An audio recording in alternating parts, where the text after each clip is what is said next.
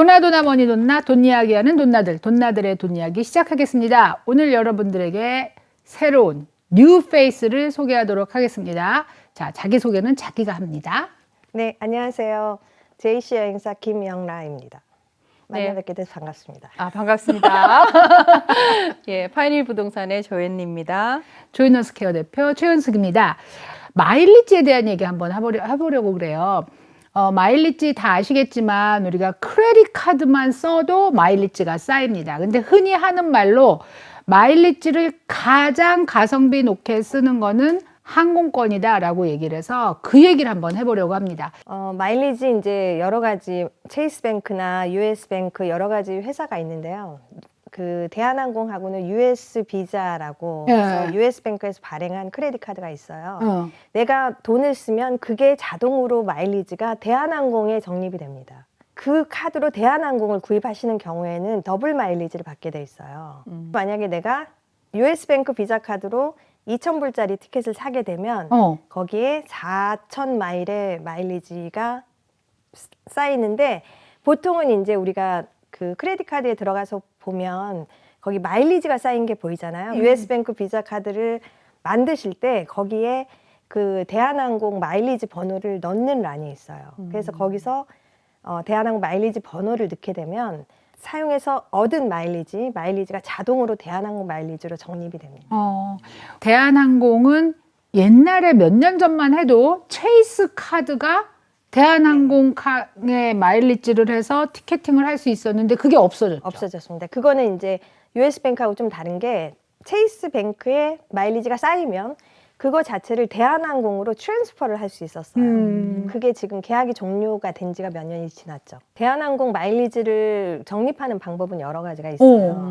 뭐 꼭 크레딧 카드를 사용해서 적립하는 방법도 물론 있겠지만, 두 번째는 내가 비행기표를 사서 거기다가 대한항공 마일리지를 번호를 넣게 되면 실질적으로 내가 탑승한 만큼의 그 운항 마일리지를 받아요. 그게 진짜 마일리지지. 그쵸, 사실. 그쵸. 그래서 실질적으로 마일리지 등급이 있어요.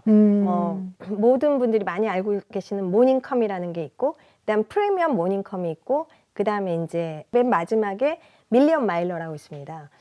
그런데 그 마일리지는 탑승 마일리지 기준이에요. 그럼 그거는 돈 주고 산 티켓만 해당된다는 뜻이네요. 그렇죠. 무료 항공권을 받은 경우에는 내가 돈을 내지 않았기 때문에 마일리지 적립을 못 받고요. 그 대신에 그 업그레이드 하는 경우는 내가 일반석을 돈을 내고 사고, 그리고 그 마일리지를 이용해서 비즈니스 클래스를 업그레이드 하기 때문에 일반석 돈을 내고, 그거는 유료, 그쵸. 그러니까 내가 퍼체이스를 한 티켓이기 때문에 그 부분에 대해서는 마일리지를 받되, 비즈니스 클래스의 마일리지를 받는 게 아니라 일반석에 해당되는 마일리지, 탑승 마일리지를 받는 부분적으로 거예요. 들어가는 거네, 그죠? 전체적인 게 아니고. 아니죠. 전체가 들어가지만 내가 탑승했을 때 비즈니스를 탄다고 하더라도 내가 상계 이코노미이기 때문에 이코노미에 해당되는 마일리지를 받으신다는 거죠. 하여튼 자, 마일리지라고 우리가 말하는 거가 사실은 이 우리 동포들은 어떠냐면 자영업을 하시는 분들이 많기 때문에 크레딧 카드 마일리지를 쓰는 경우가 대부분이라고 봐요. 그런 분들이 마일리지를 사용해서 한국에 갈 때 쓰게 되는데, 지금 이제 체이스 뱅크 카드는 더 이상 쓰지 못하고 US 뱅크 카드만 사용이 가능하다, 이렇게 얘기를 해서 그런 비자 카드를 만들어야 되는 거죠. US 뱅크 비자 카드를. 만약에 마일리지를 대한항공 마일리지를 적립하고 싶으면 지금 현재는 그게 가능한 카드가 US 뱅크 카드만 가능하다고 알고 있어요. 체이스 뱅크에 마일리지가 있으면 대한항공 사실 수 있어요. 스카이패스라는 대한항공 카드로 일반석의 무료 항공권을 사실 때는 좌석에 상관없이 10만 마일만 내면 일반석의 왕복 항공권을 구입할 수 있어요. 좌석이 있으면. 하지만 체이스로는, 만약에 체이스 카드에 있는 마일리지로는 그 체이스 카드 웹사이트에 들어가서 거기 보면은 마일리지로 구입하는 그 데가 있거든요. 거기 가면 현재 나오는 그 그러니까 가격, 예를 들면 2,000불이다. 그러면 2,000불만큼의 금액을 그 포인트로 사는 겁니다. 그래서 그게 7만 마일이 아니고요. 훨씬 많아요. 실질적으로 2,000불이면 1불당 1마일로 계산을 했을 때는 20만 포인트가 필요하다는 거죠. 그러니까 포인트 적립이냐, 마일리지 적립이냐가 맞습니다. 다르네. 네, 틀려요. 예, 그래서 델타 항공은 뭐 예를 들면 국내선 항공이 뭐 LA 다녀오는데 500불이다. 그러면 5만 포인트로 살 수가 있는 거예요. 그러면 이 얘기는 US 뱅크 비자 카드보다 체이스 뱅크로 하는 게 마일리지를 훨씬 더 많이 쓸 가능성이 있다는 거네. 포인트가 그렇죠. 네. 다르니까. 네. 그러니까 사람들이 마일리지를 이 항공권으로 하는 게 가장 가성비가 높다 그러는 게 사실은 거기 축적된 마일리지 포인트 이거를 쓰는 게 가장 비싼 거를 싸게 살 수 있다는 개념으로. 맞아요. 그 대한항공 스카이패스 있는 어. 마일리지로 사는 게 가장 가성비가 높고요. 지금 내가 이 표를 여기다가 이제 해놨어요. 보면은 북미 유럽 저기에 지금 네. 이거는 평수기와 성수기가 구분이 돼 있잖아. 그죠? 무료 항공권을 받는 그렇지. 건데 예. 일반석에 35,000 마일이 편도 기준이에요. 그러니까 사람들이 그러면 헷갈리는 게 그거야. 편도냐 왕복이냐? 저게 35,000 마일만 있으면 간다 막 이렇게 생각을 제가 하는데 방금 7만이라고 말씀드렸죠. 어. 7만이라고 하는 게 왕복 기준으로 말씀을 드린 거고 그러니까 평수기에 35,000은 편도 기준이에요. 그리고 제가 아까 왕복에 105,000을 말씀드렸던 게 저게 성수기 성수기 때 기준인 52,500 곱하기 2를 하시면 105,000이 되는 거예요. 야, 그러면 프리스티지석이 지금 62,500이라고 네. 평수기에 돼 있고 성수기가 92,500 돼 있는데 네. 그러면 62,500 곱하기 2를 해서 실제로는 125,000이 평수기에 필요하고 네. 무료 성수기에는 항공권에 대한 얘기예요. 저거는. 네. 185,000인데 내가 지금 살짝 1등석을 봐봐. 1등석하고 프레스티지석이 보통 티켓을 사면 가격이 얼마나 차 있어요? 프리스티지가 요금이 굉장히 여러 가지가 있어요. 지금 한 7,000불대에서 뭐 많게는 17,000불까지 요금이 나옵니다. 같은 좌석인데 그렇죠. 아니 프레스티지석이 무슨 구분이 있는 것도 아닌데 아니죠. 네. 자리는 같은데 가격이 그렇게 천차만별이라는 거. 그러니까 상황에 만불이나 따라서. 차이가. 상황에 따라서. 네, 가격이 아까 내일 가는 거 틀리고요. 바로 뭐 하고 이러면 그럼 급하면 17,000불 내고 가야 되는 거. 꼭 그런 건 아니에요. 항공 그 요금 자체가 너무 복잡하게 구성이 돼 있어서 실질적으로 이 업계에 종사하지 않은 분한테 설명드리긴 참 어려워요. 그러면 이제 일단 마일리지로만 보겠어. 예. 그러면은 우리가 북미라는 거는 여기서 보면은 애틀란타 아메리카. 그다음에 네, 미국 내 미국 내 전체? 네. 그럼 LA도 똑같다고? 지금 현재는 똑같아요. 자, 마일리지가 보통 우리가 성수기에 많이 간다고. 어쩔 수 없이. 애들이 방학을 하면 그때 한국을 많이 가고. 그래서 비싼 거예요. 성수기는 5월부터 시작되는 거예요. 네, 어떻게 5월 중순부터 시작해서 출발이 여기 여름 방학 시즌인 네. 거지. 여기에 노선별 성수기 기간을 보시면 이거는 일반 티켓을 사는 성수기하고는 조금 차이가 있어요. 여기 보시면요. 국제선 미주 출발로 나오는데 거기 2023년, 24년이 다른데 이게 이제 출발 날짜예요. 그 미주 출발이라고 그러면은 여기서 가는 기준으로 했을 때 5월 12일에서 14일 그리고 18일에서 7월 1일은 성수기라고. 저건 뭐냐고. 왜 저기에 15, 16, 17은 빠졌냐고. 원래 시즌이 18일부터 시작을 해요. 네. 그런데 12에서 14일 추가된 건가 추가된 봐. 거죠. 왜? 몰라요. 이제 돌아오는 거는 성수기가 그럼 다를 거 아니에요. 달라요. 그래서 이게 내가 갈 때는 성수기지만 올 때는 비수기일 수 있잖아요. 그렇지. 그러면 두 금액이 필요 따로 마일리지가 따로따로 따로 해서 따로. 그래서 저기가 그래서 편도로 편도로 나온 거예요. 나오는구나. 네네네. 최근에 어떤 분이 마일리지를 사용해서 이 예매를 하려고 그러는데 좌석이 없대. 그래서 그게 왜 아니 일부러 이것들이 나를 골탕 먹이나 그런 생각이 든다는 거야. 그거는 이제 골탕을 먹이는 건 아니고요. 그러니까 마일리지로 살 수 있는 게 무료 항공권을 얻는 거 하고 그 다음에 일반석을 사서 본인의 업그레이드. 마일리지를 사용을 해서 비즈니스 클래스로 업그레이드하는 두 가지 케이스가 있겠죠. 그리고 아니면 비즈니스를 사서 마일리지를 사용을 해서 1등석을 업그레이드하는 그런 케이스가 있어요. 있는데 실질적으로 비즈니스 클래스 이제 웹사이트에 들어가서 보면 비즈니스 클래스는 자리가 있어요. 근데 이제 업그레이드는 저희한테 문의했을 때 자리가 없어요. 그거는 업그레이드 좌석이 그 전체 비즈니스석이 다 오픈이 돼 있다고 해서 업그레이드를 다 해주는 게 아니라 업그레이드를 할 수 있는 좌석은 제한이 돼 있어요. 업그레이드를 할 수 있는 비즈니스석이 예를 들면 배정이 된 게 뭐 5석이다. 한 비행기에 5석이다. 아니면 뭐 한 비행기에 3석이다. 아니면 10석이다. 이렇게 제한을 줬을 때 그게 부킹이 다 되면 비즈니스 클래스로 업그레이드 할 수 있는 좌석은 없는 거예요.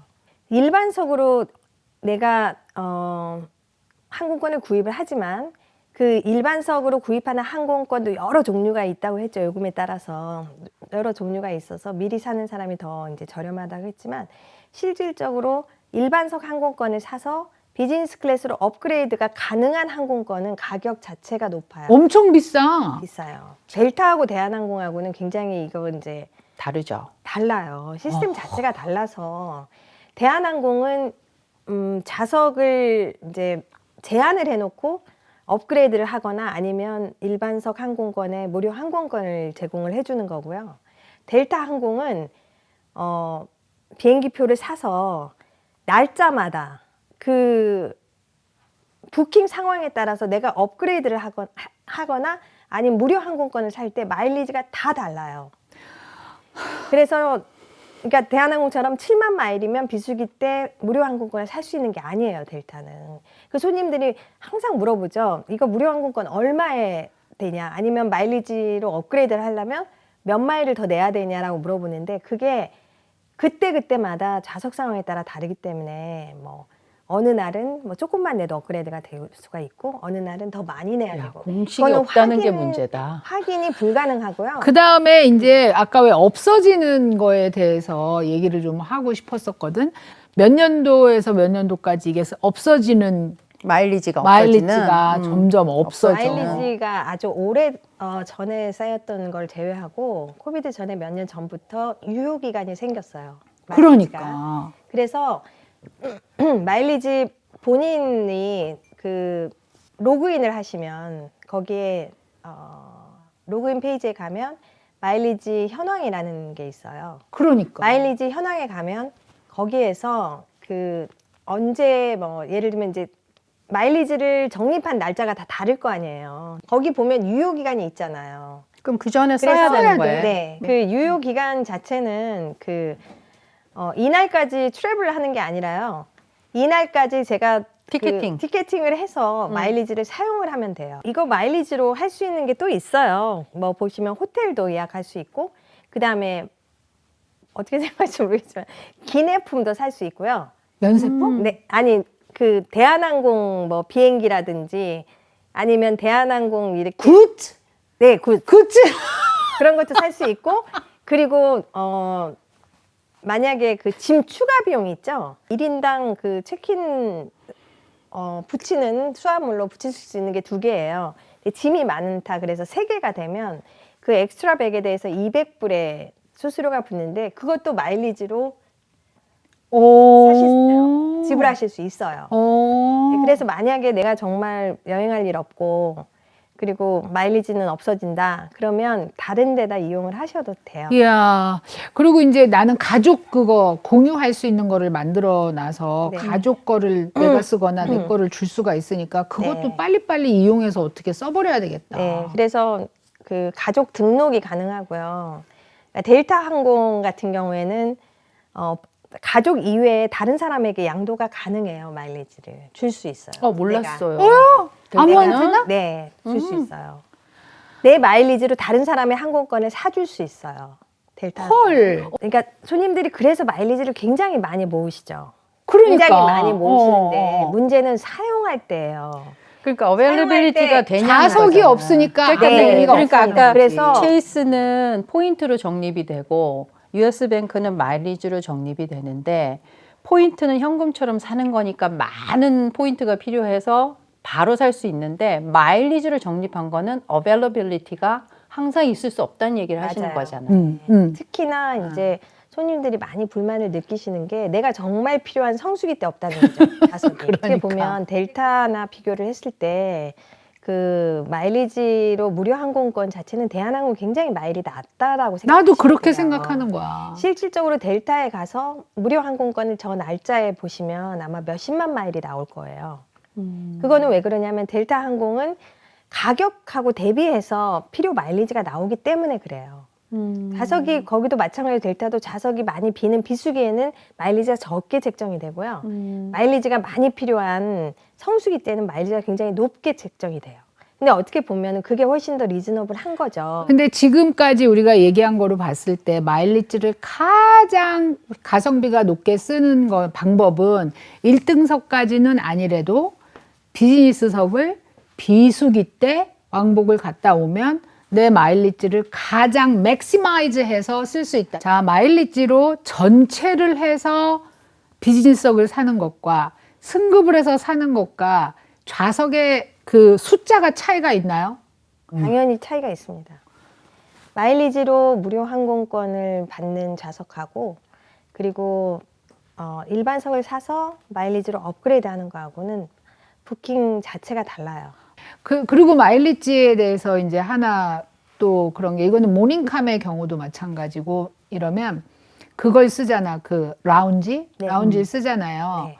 그거를 마일리지로 그냥 쓸 수가 있다 그러더라고요. 마일리지로 쓸 수가 있다고는 하는데요. 네. 지금 현재 여기 아틀란타 공항은 델타 라운지를 사용을 하고 있어요. 맞아요. 대한항공 라운지는 따로 없어요. 그런데 제가 알기로는 지금 마일리지로 사용이 안 되는 걸로 아는데 그거는 확인을 제가 해봐야 될 것 같고요. 예. 그 라운지를 많이들 원하시죠. 이용을 많이 하시고 실질적으로 이제 대한항공 같은 경우에는 정말 많이 근데 사실 공항에 가면 언니 라운지에 앉아 있으면 되게 릴렉스 하잖아. 캐시앤 마일리지라 그랬나? 그러니까 개념을 말씀드리면 예를 들면 마일리지가 7만 마일이 이제 무료 항공권이 필요한데 내가 7만이 없어요. 가족을 다 합쳐도 만약에 6만 마일밖에 없다. 그러면 내 마일리지를 쓰고 나머지 10,000마일에 대한 거를 현금으로 지급하겠다는 개념이에요.